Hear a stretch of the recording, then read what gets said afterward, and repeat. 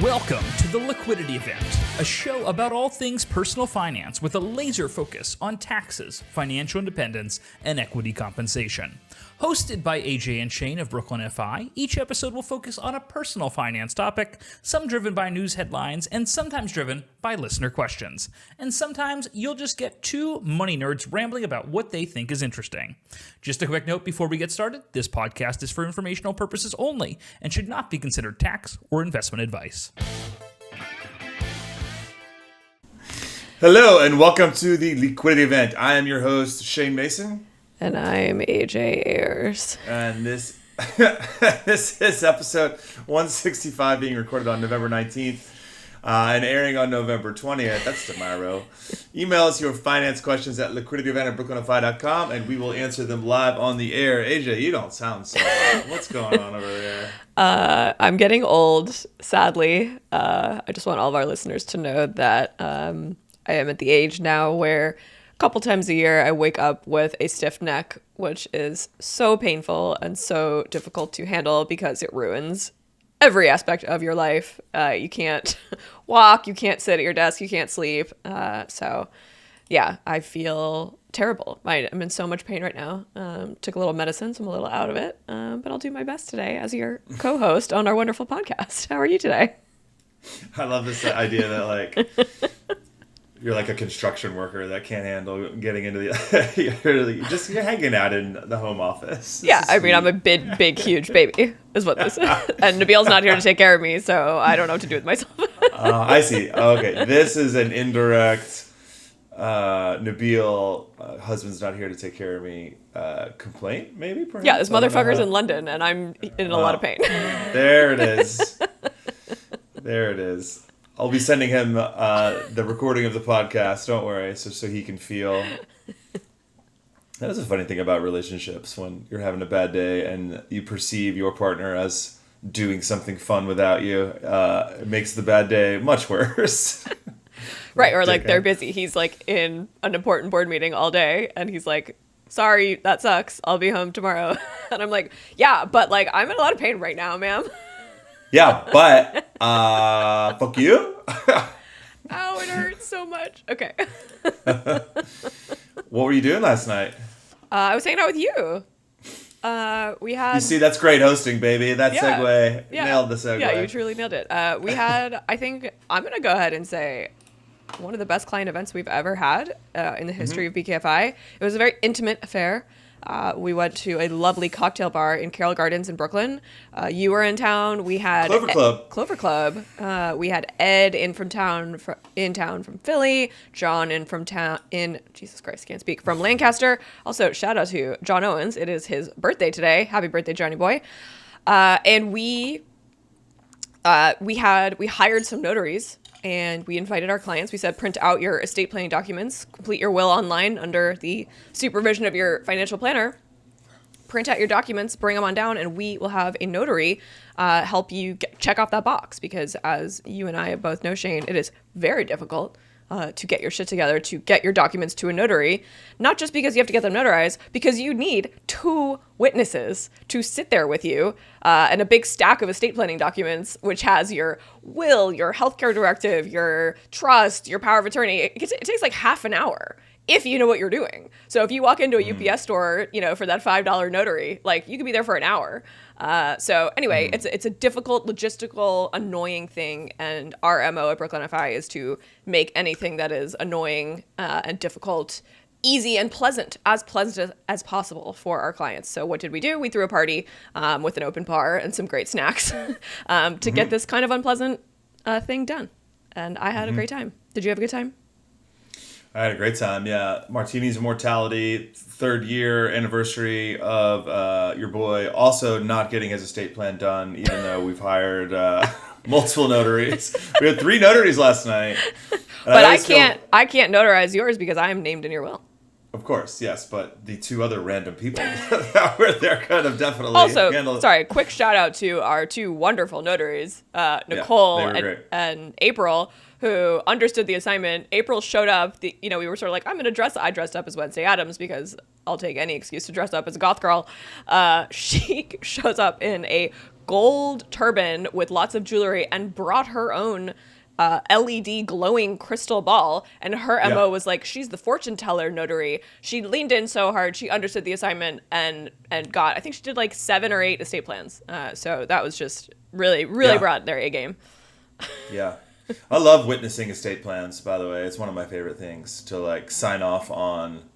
You know, at some point in the future, somebody's going to be reading those estate plan documents and see your name on there and be like, okay, this person was here for the origin of the next chapter of this family plan, which is cool. And asking people about what their estate plans are is also amazing. There were a lot of charitable contributions happening or, you know, set in stone or set on ink and paper last night, which was really cool to see that. We've got some really great clients. And yeah, also shout out to that bar, Clover Club, for you New Yorkers. Downtown Brooklyn often feels like a ghost town in terms of like places I would love to hang out. But Clover Club, that place ruled. I'm a big fan. I'm going to head back down there sometime. Yeah. It's truly, truly awesome. I think, you know, for years, it was always, you know, hey, clients, you got to go fill out the form online and, you know, get it done. And we would remind them. And, you know, as you know, and I know, it's difficult to think about these kind of things. So, you know, I was sitting with some clients and we were, I was reading their huge, you know, when you print it, it's like 60 pages of stuff, depending on how complex your trusts are and whatnot. And, you know, you're like reading through it and it's like, you know, people are deciding where their beloved collection of records are going and where their beloved collection of vintage cameras equipment is going. And, you know, for a lot of our clients who are either starting to have children or have chosen not to have children, estate planning is a really interesting exercise because it's not that obvious, right? It's not like, oh, you know, my kids should get it and they'll figure it out and the family will help. It's, you know, hey, who are my chosen family? You know, who amongst my friends or my siblings is going to be the person that's going to get called if I'm in a horrible car accident and there needs to be a decision made about what to do with my body. Like, who should that person be? It's really interesting. And, you know, estate planning is about, obviously, if you're married, you know, there's a lot of protections in place where, you know, your spouse mostly gets your stuff, mostly makes decisions. But as we have often seen in tragedy, like sometimes both of you go at the same time. Then what happens next? What happens to your pets? I saw so many designations about like who gets the pets and, you know, hey, here's some money also because I want you to take care of my dog who's, you know, got an anxiety disorder. You know, here you can have my IRA to handle that for the rest of your life. Enjoy the puppy and some cash to handle it. Yeah, hell yeah.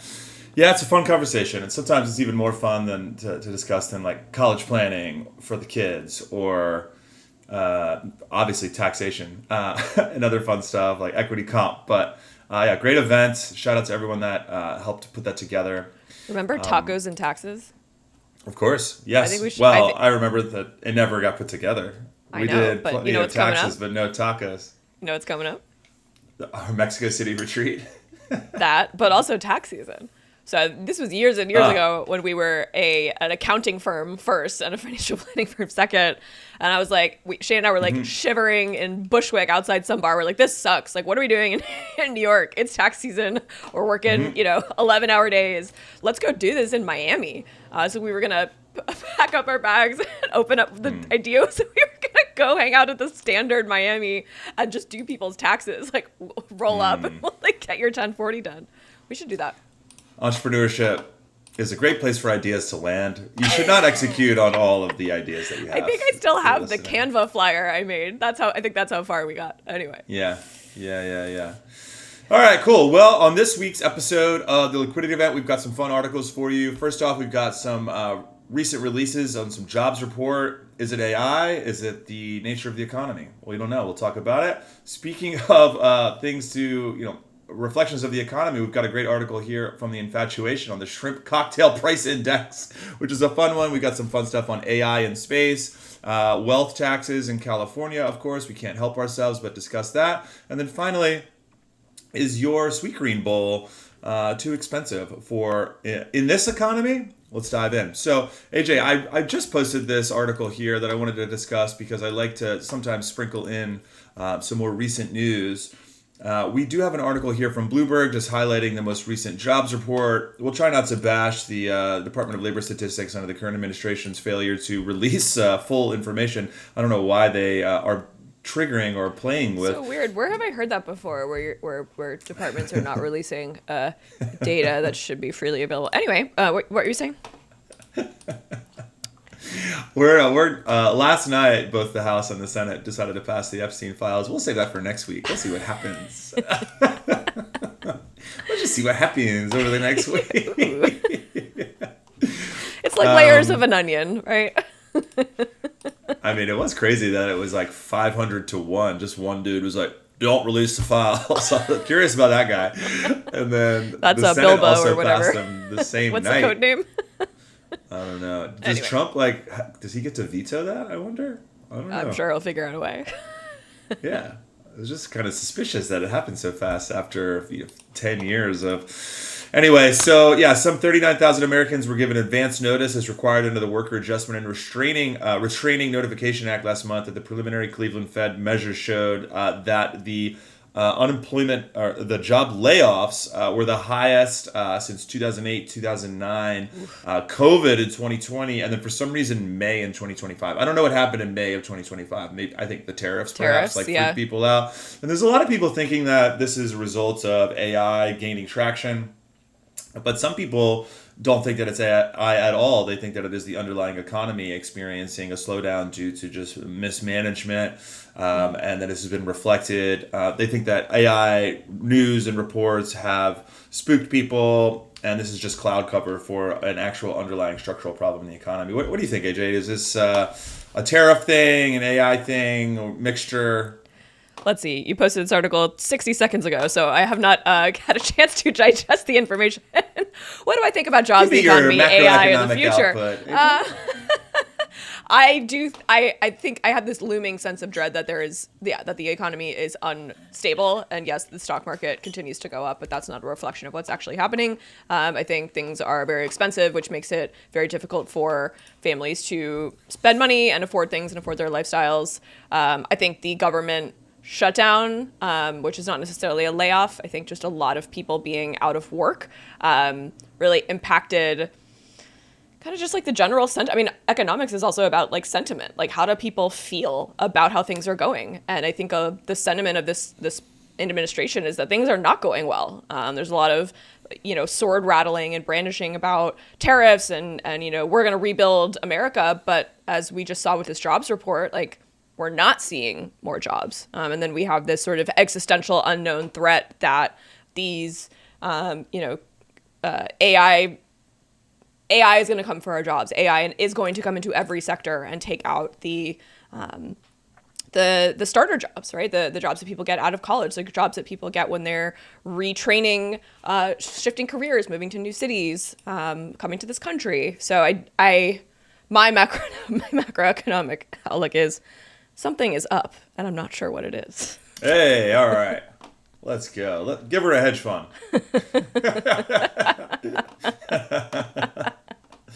Thank you, I could Mrs. never, Dalio. for the record, I should never ever have a hedge fund because I cannot commit to anything. I cannot commit to what we're having for dinner on Sunday. So therefore, I should not have a long-term investment strategy because I would change my mind every 5 minutes.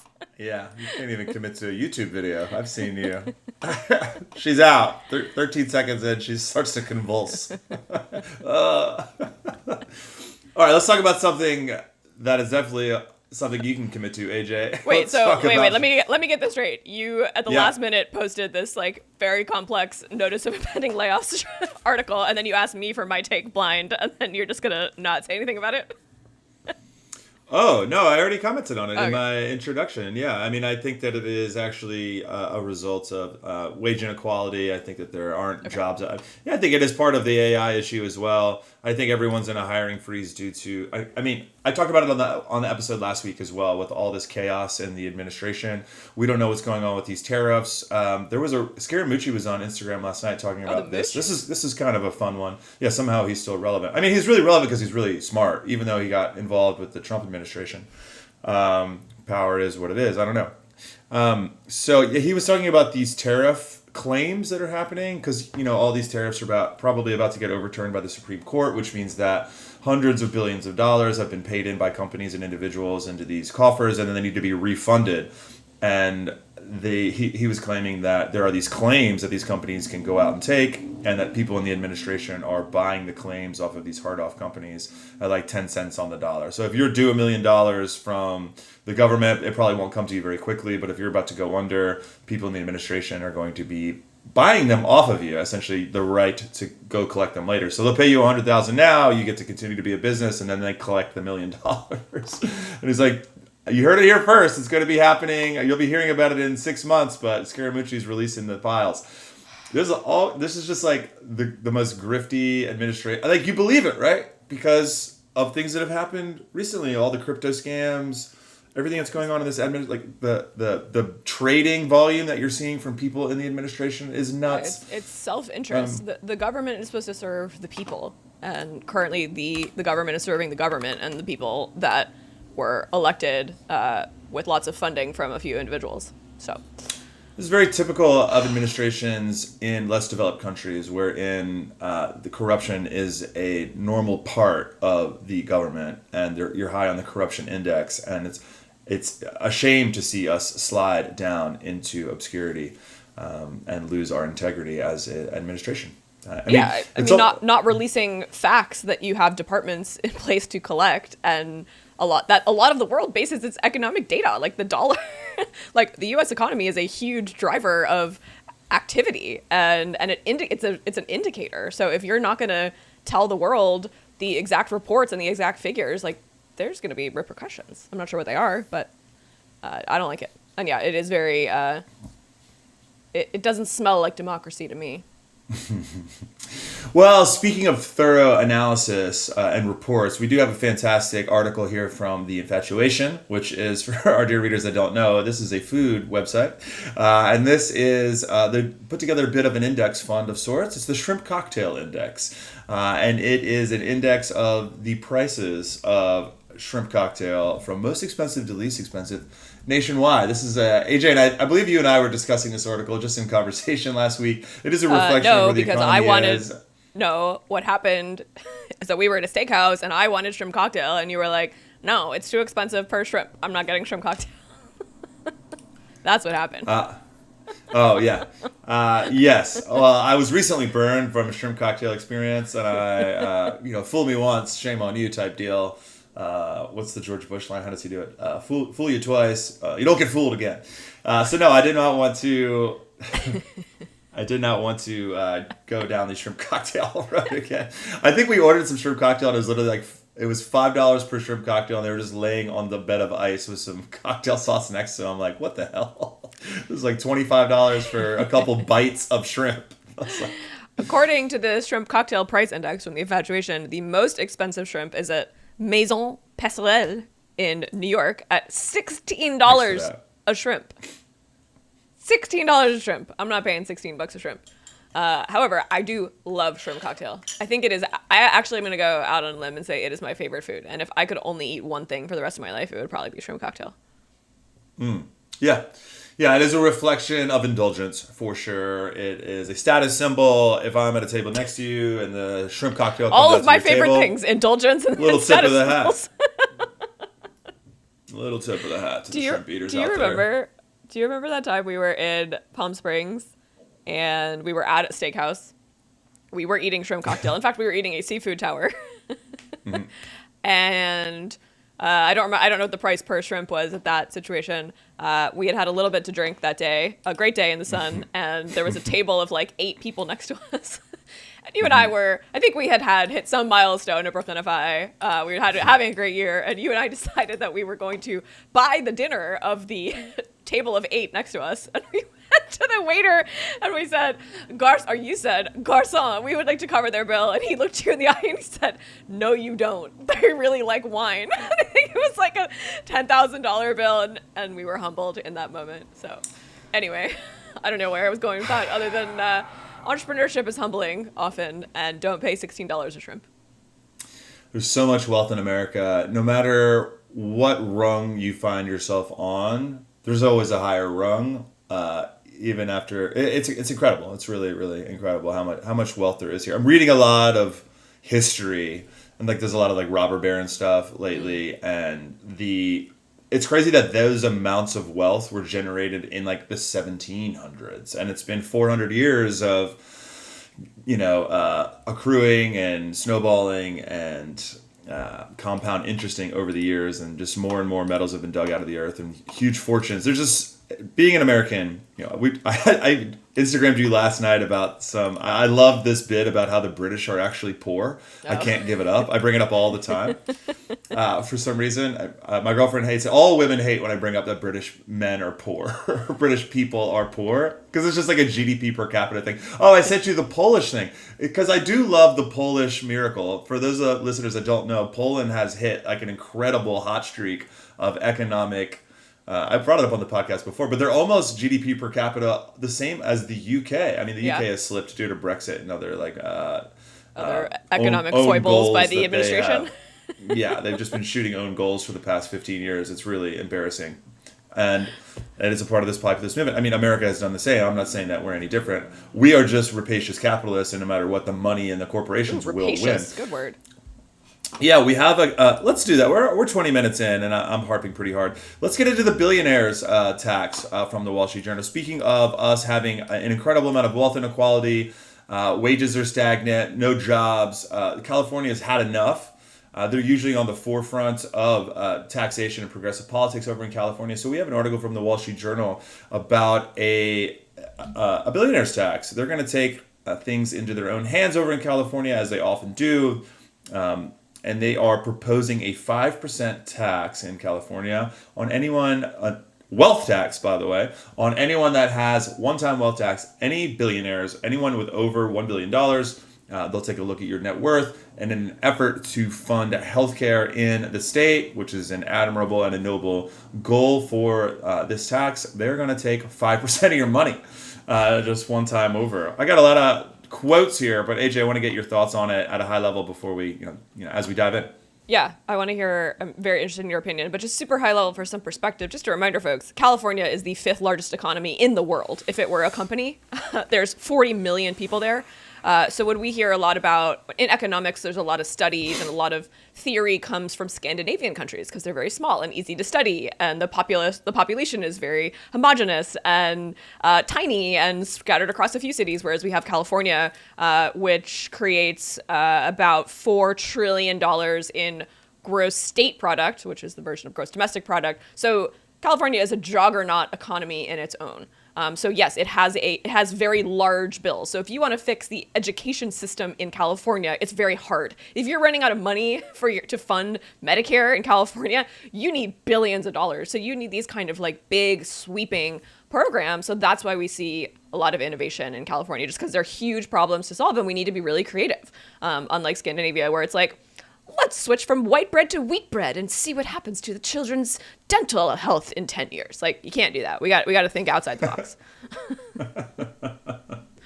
Very Dickensian. Were you going with the Dickens? Like, I don't even know what that was. I mean, I love Scandinavia. Don't get me wrong. I was talking to client last night about how great Copenhagen is, but I just feel like we get these like, well, what about this? It worked over there. It's like, yeah, it's a nation of 6 million white people who all are the same religion. Like, cool. Yeah, it's a really fun place to run experiments. Yeah, it's like New Zealand banned smoking. It's like, yeah, because it's like 10 of the same dudes in a room. They're like, oh, let's do this thing. Yeah, it's not the same. I mean, look, I think, so yeah, this whole charge is being led by a specific union. Gavin Newsom doesn't like it. I don't know. I mean, I think it's the arguments against this I don't want to hear are it's going to be hard to calculate. I don't care. We'll figure it out. You and I could figure this out and give us a week. We can figure out how to tally up the wealth. No problem. I'll come up with some guidelines. So I don't want to entertain that it's like, oh, it's too hard to calculate like what's wealth and like blah. Like, no, it's fine. I'm interested in this. I don't think it'll pass. I don't think it has legs, as it were. But I think it's good to see something like this in the news, and it's good to have politicians' names like Gavin Newsom, being handed the microphone and saying, "What do you think about this? I need you to have an opinion about this." And his opinion is no. Is no. He's not into it, which in my mind is just indicative of a run for president in 2028 when you have to appear to be a Republican as a Democrat, and you have to appeal to all the oligarchs, corporate interests, etc. in a Citizens United America. Yeah, I mean, I love this quote here. I don't know that people fully appreciate the vulnerability we face as a state when it comes to our revenue sources. San Jose Mayor Matt Mahan, moderate Democrat. More than 1/3 of the state's tax revenues come from the top 1% of earners. It's called that's how wealth it works. and income inequality. And if you raise the minimum wage, it moves the money from the people that can leave the state to the people that actually contribute to the state's culture, community, etc., that don't just run to Texas because you moved the tax rate by 1%. Because you're making them, yeah, exactly, yeah. This is like having a business and 1/3 of your revenue comes from one customer. Yes, you are vulnerable, and shifting the income and the tax and the revenues from that 1/3 to the remainder is good for business. It creates a more sound, stable bedrock of a company, and you're not dependent on one customer moving to Texas or just firing you, and then all of a sudden you have to lay everybody else off, and it ruins the rest of the business. It's called sustainability. So I don't buy that argument. To your point about like arguments against it, the other argument is that it's difficult to administer. No, it's not. It is not. It's going to be easier to administer than income tax. I'm sorry. This is also a one-time thing. This had me thinking, AJ. I think we love hot takes lately on the podcast as we read these items, and I don't know how we feel about in Norway as an example of your experiment. Oh, it's fucking Scandinavia again? Jesus Christ! What do you got? What happened in Norway? Well, they found oil there. They just put it all. They didn't just buy everybody Lamborghinis. They put all the money into a sovereign wealth fund, and it's actually like chilling. It's being invested, and it's so embarrassing that the richest country in the world is in so much debt, and we don't have a sovereign wealth fund wherein we can fund all of these problems via investment in the stock market. So it's just like a classic take. Like, why don't we have a wealth fund? Like, if we were to raise this money, can we just not spend it all immediately, please? Can we invest it and put it into the market and just have index funds and have no, fucking around? Like, Social Security isn't invested, and that's part of the reason why it's running out of money, is because it doesn't earn any money while it sits in the trust fund.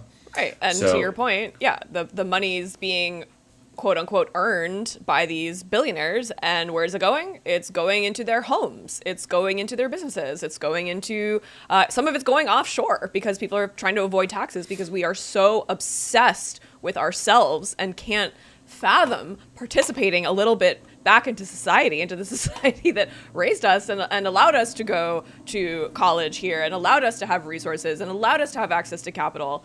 So I'm just really sick of this narrative that billionaires are smarter than us and they should keep their money because they're really the ones driving innovation, when in fact it takes a country, it takes a village to create that environment for innovation. And I have a fear, Shane, that the long lasting damage of this administration is just and really the party and the values behind it is the devaluing of independent thought and moving forward and progress and questioning things from a reasonable standpoint, not just questioning things because you don't like them or someone told you not to like them. So not to be depressed, but that's what I wake up thinking about every day. It's just like, yeah, we'll get through this. It's just politics. Someone's in power cycles through, but this long lasting, mistrust of science and people who have degrees and are doing statistical work and noticing anomalies and trying to govern this really complex country. Like we are a big, wealthy, powerful, complex little being, and it's a big responsibility on the shoulders of a few people who I think are only interested in themselves, and that's a huge problem. Yeah, 100%. I'm with you. All the Doge cuts, all of the fucking with the government furloughing people really just, in my opinion, goes to show you how efficient the government is, despite all the propaganda we've heard over the past 20 years from the right on how unimpactful. Yes, nobody likes going through TSA. But turns out that, a plane has not been hijacked in 25 years. So let's, there is a cost to pay for security. What do we have? What else do we have? Sorry, I tend to slam the gavel down on certain things. I don't know. It's funny. I was talking to someone recently about, just politics and how do you remain, neutral and not talk about politics because, you run a business and it's, we're talking about things that impact our lives and the lives of our clients. And, whatever administration is making policy, we're talking about tax policy. We're talking about financial policy. We're talking about things that you and I and our financial planners and CPAs, are going to spend years, frankly, wasting our time, our brain trust that we've developed, wasting our time coming up with ways to get around these, these tax policies that get put up for people to pay taxes. We just need people who have too much money to pay a little bit more tax. It's really that simple. And I would like to figure it out. I think, Shane, you and I can figure it out. Give us a G sheet, a TI-83 calculator. I think it would take us 21 days to calculate everyone's wealth in this country and figure out who should be taxed.